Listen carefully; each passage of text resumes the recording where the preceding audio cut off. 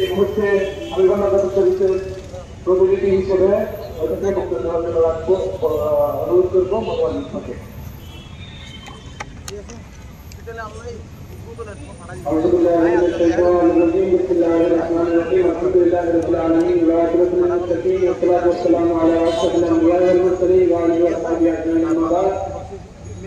আজকে পরিষদের পক্ষ থেকে আজকে যারা এই বিশাল সমাবেশ এবং মানববন্ধনে উপস্থিত হয়েছেন সকলের প্রতি আমি আন্তরিকভাবে ধন্যবাদ জ্ঞাপন করছি এবং সাথে সাথে আজকের এই মানববন্ধন থেকে আমরা দেশবাসীকে জানিয়ে দিতে চাই, এই দেশের মধ্যে যারা ইসলামের দাওয়াত নিয়ে এসেছেন তারা আউলিয়ায়ে কেরাম, ঠিক কিনা?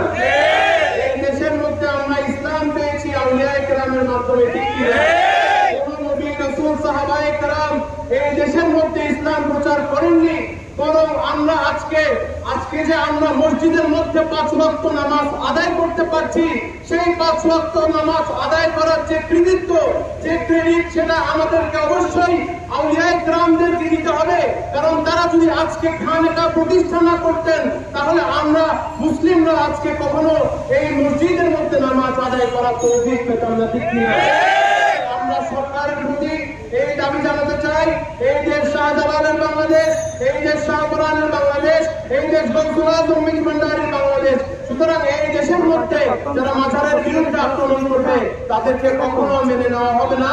তাই অন্তর্বর্তীকালীন সরকারের প্রতি আজকের এই মানববন্ধন থেকে আমাদের অনুরোধ থাকবে, আপনারা সাম্প্রদায়িক বাংলাদেশ গঠন করার জন্য সন্ত্রাসদেরকে শক্ত হাতে দমন করুন এবং আমরা যারা নাগরিক রয়েছি, সুবিবাদী রয়েছি, আমাদের নিরাপত্তা আপনারা নিশ্চিত করুন। আসসালামু আলাইকুম ওয়া রাহমাতুল্লাহি ওয়া বারাকাতুহু।